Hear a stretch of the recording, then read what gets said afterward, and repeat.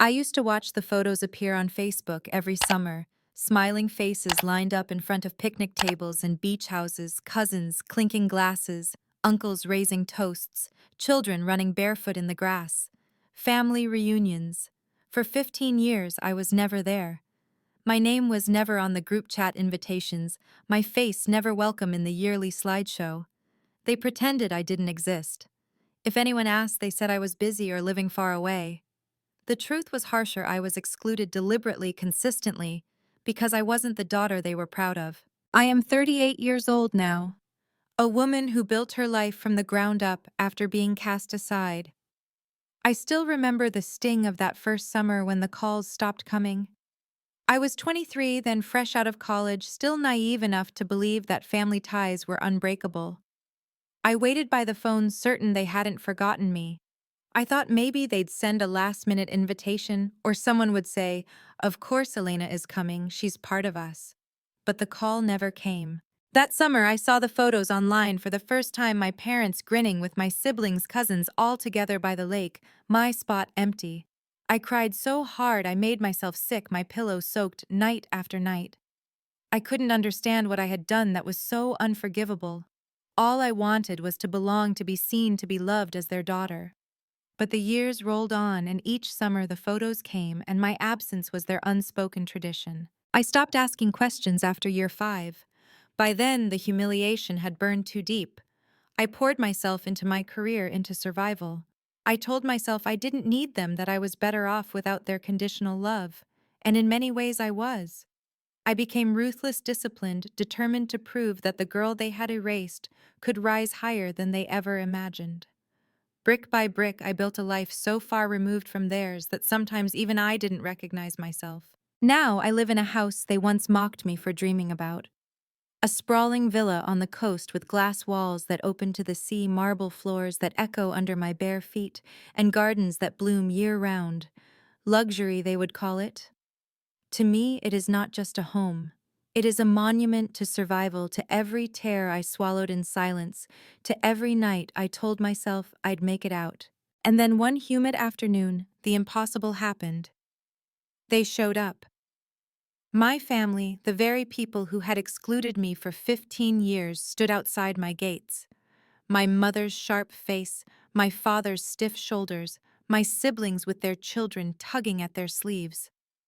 They looked small against the expanse of the driveway, their expressions shifting between awe and discomfort as they took in the villa behind me. I froze at the window, my heart racing. Memories flooded me, the lonely summers, the unanswered calls, the hollow excuses.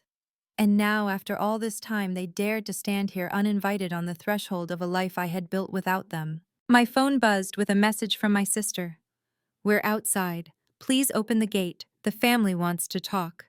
Talk. As if 15 years of silence could be bridged with a single conversation. As if the scars of exclusion could be smoothed over with a polite apology. My hands trembled as I held the phone, rage and sorrow colliding in my chest. But then another thought crept in, one I hadn't allowed myself to imagine until that moment. What if this was my chance? Not for reconciliation, but for reckoning. They had erased me for 15 years. Now they had come to me on my turf, under my roof. The power they once wielded so easily had shifted. For the first time, they needed me. I walked to the door, my heels striking the marble like a drumbeat. Through the glass, I saw their eyes widen. My father's jaw tighten. My mother's lips curl in that familiar half-smile she wore whenever she wanted something. My chest burned with the weight of all the unsaid words, all the pain I had carried alone. I placed my hand on the door handle and whispered to myself, "This time they will feel it.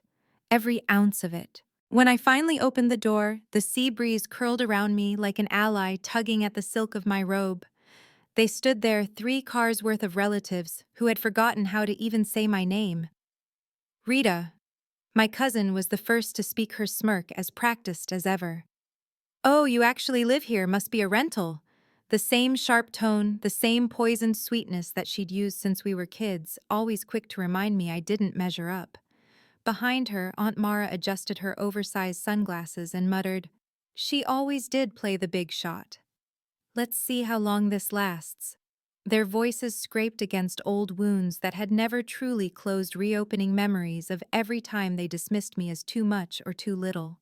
But I didn't flinch. I let them stew in their assumptions, let them stand on the marble steps like trespassers at a museum exhibit. Inside, my certainty had already settled. This wasn't about revenge, not in the loud, fiery way people expect. It was something quieter, sharper. They thought they were walking into a reunion.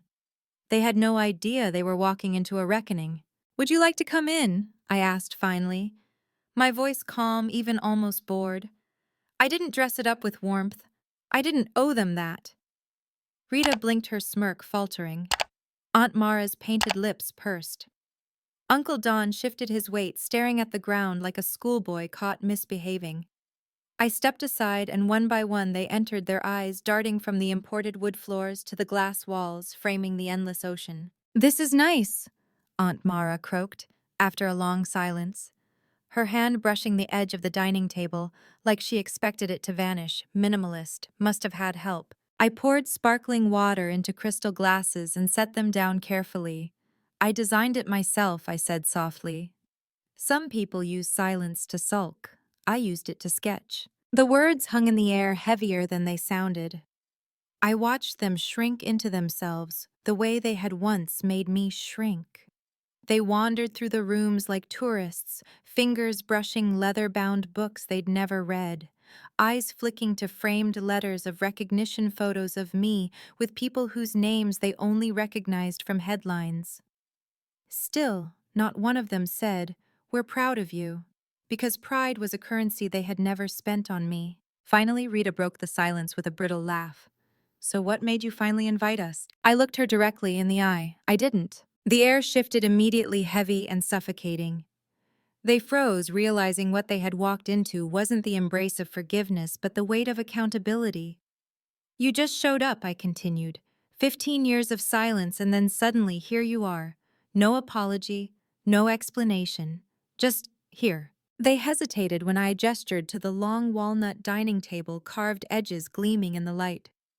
I waited as they sat, slowly, uneasily, as though the chairs themselves demanded confessions. I placed a charcuterie board in the center, fruits, cheeses, crackers aligned in perfect symmetry. Rita reached for a grape. I slid the tray just out of reach. "Wait," I said quietly. They stilled instantly. "Since you're all here, let's play a game. Each of you can tell me the last memory you have of inviting me to something." The silence that followed was deafening. Aunt Mara adjusted her bracelet. Uncle Don coughed. Rita's smile tightened into a grimace. I leaned back in my chair, unhurried. "Take your time," I murmured. "I had 15 years. I'm not in a rush." No one spoke. No one moved. Their shame sat heavy in the room, thicker than any words could have been.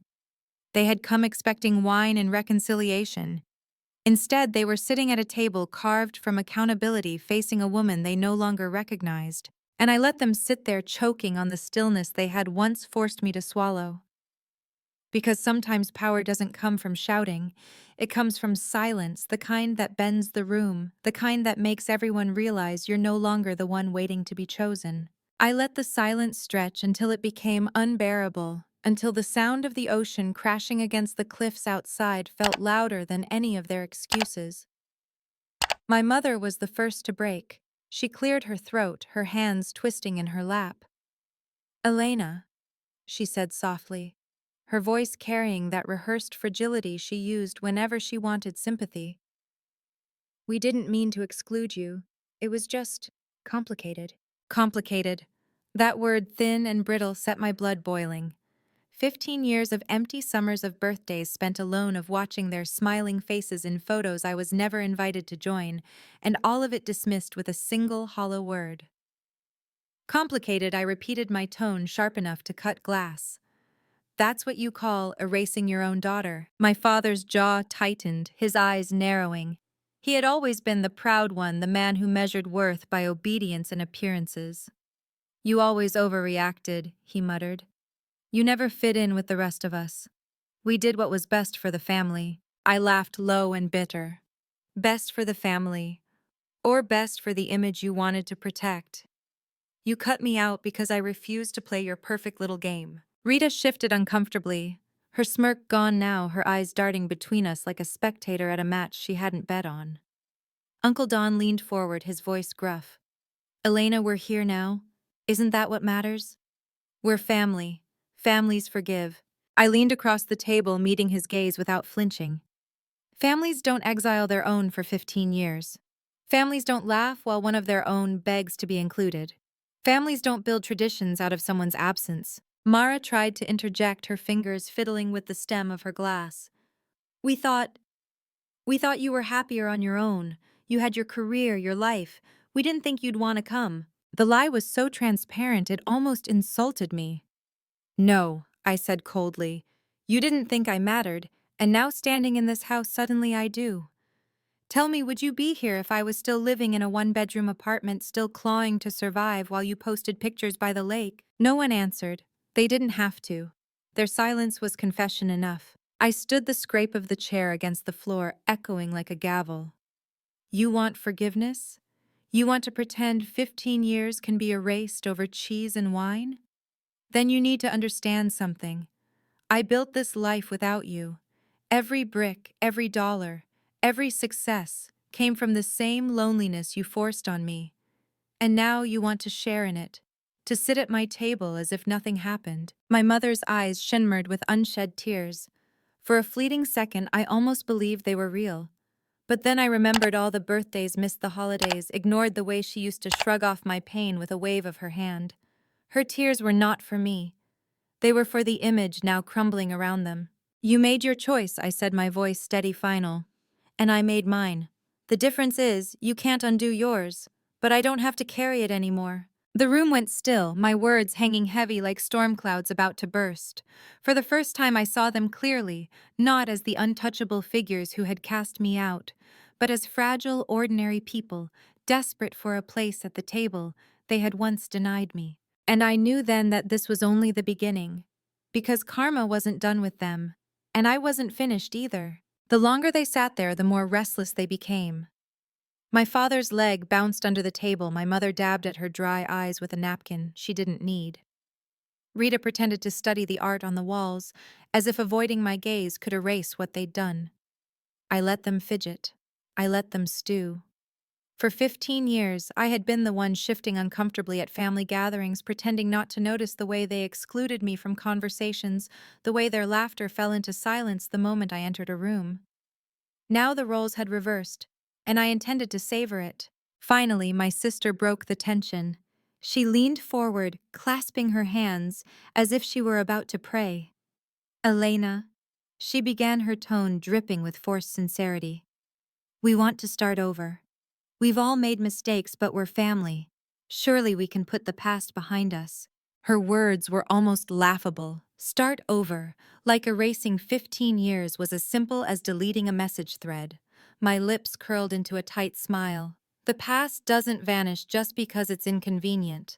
The past is sitting at this table with us. You brought it here the moment you knocked on my door. Aunt Mara sighed dramatically as though I was the one being unreasonable. Don't be so harsh. Everyone has their flaws. You can't hold a grudge forever. My laugh was sharp, startling even to me. A grudge. Is that what you call it? Being excluded, erased, made into a ghost while you all toasted each other year after year. That wasn't a misunderstanding. That was cruelty. And cruelty has consequences. The room fell silent again. My father's face reddened, his pride wounded by the loss of control. You always had a flair for exaggeration, he snapped. We didn't exclude you. You excluded yourself, always so dramatic, always so difficult. We simply carried on without you. My chest tightened at the familiar gaslighting, the twisting of reality I had endured since childhood. But this time, instead of shrinking, I leaned closer, my voice low and cutting. No, you carried on because it was easier to erase me than to face who I really was. You wanted a daughter who was quiet, obedient, invisible. And when I refused to disappear, you forced me to. My mother reached across the table, her manicured fingers brushing the air between us. We were only trying to protect the family image. People talk, Elena. We did what we thought was best. There it was, the truth, naked at last. It had never been about love or inclusion or even me. It was about appearances, about keeping their perfect family portrait untarnished even if it meant cropping me out entirely. I sat back in my chair, the rage inside me cooling into something sharper, steadier. You've had 15 years to live with that decision. And now here you are sitting in a house you never thought I could own, trying to rewrite history because it suits you. But here's the truth, you don't get to rewrite me out of my own story anymore. Their faces flickered with something I hadn't seen before, fear. Fear of losing the little control they thought they still had. Fear of the mirror I was holding up to them. I stood, the sound of my heels striking the floor like a drumbeat. This table, this house, this life, I built it on the ashes of your rejection. And while you celebrated my absence, I turned it into fuel. You wanted me gone, and I was. But now you've come crawling back, and I need you to understand something. I don't owe you a seat here. Not anymore. I could feel the air shift heavy with the weight of everything unsaid. Their mouths opened as if to argue, to plead, but I raised a hand silencing them. For once, I was the one who decided when the conversation ended, and oh, how delicious that silence tasted. I walked slowly around the table, each step deliberate, letting the tension coil tighter.